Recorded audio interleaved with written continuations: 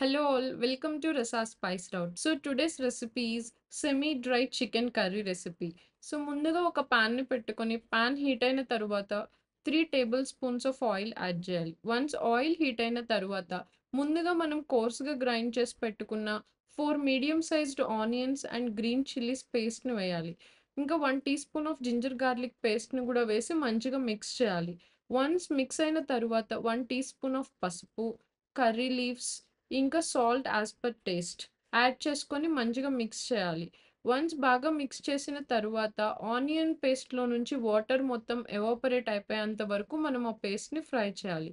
Once paste మంచిగా fry అయిన తరువాత ముందుగా మనం వాష్ చేసి పెట్టుకున్న చికెన్ పీసెస్‌ని ఇందులో వేసి మిక్స్ చేయాలి. ఆ ఆనియన్ పేస్ట్‌ని మొత్తం చికెన్ పీసెస్‌కి మంచిగా పట్టేలాగా మిక్స్ చేయాలి. వన్స్ మిక్స్ అయిన తరువాత మనం లిడ్ క్లోజ్ చేసి హై ఫ్లేమ్‌లో పెట్టి ఒక 10 మినిట్స్ పాటు కుక్ చేయాలి.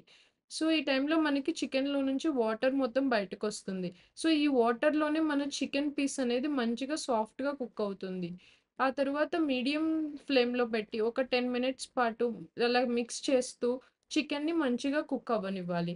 వన్స్ చికెన్‌లో నుంచి వాటర్ మొత్తం కంప్లీట్‌గా డ్రై అయిపోయిన తరువాత 2 tablespoons of red chilli powder, 1 teaspoon of dhania powder, 1 teaspoon of garam masala ఏసి మంచిగా చికెన్‌కి కోట్ అయ్యేలాగా మిక్స్ చేయాలి. ఆ తర్వాత ఒక 5 మినిట్స్ పాటు కుక్ చేసిన తరువాత మన డ్రై చికెన్ కర్రీ అనేది రెడీ అవుతుంది. So, next semi gravy curry కావాలనుకుంటే 1 టీ గ్లాస్ ఆఫ్ వాటర్‌ని యాడ్ చేసి మంచిగా మిక్స్ చేసి ఒక 5 మినిట్స్ పాటు లో ఫ్లేమ్‌లో కుక్ చేయాలి. ఆ తర్వాత ఆయిల్ మొత్తం మనకి చికెన్ పైన అలా కనిపిస్తుంది. సో, ఇంకా అప్పుడు ఫ్లేమ్ ఆఫ్ చేసి నెక్స్ట్ కొరియాండర్‌తో గార్నిష్ చేసుకొని ఇంకా సర్వ్ చేసుకుంటే మన సెమీ డ్రై కర్రీ అనేది రెడీ అవుతుంది.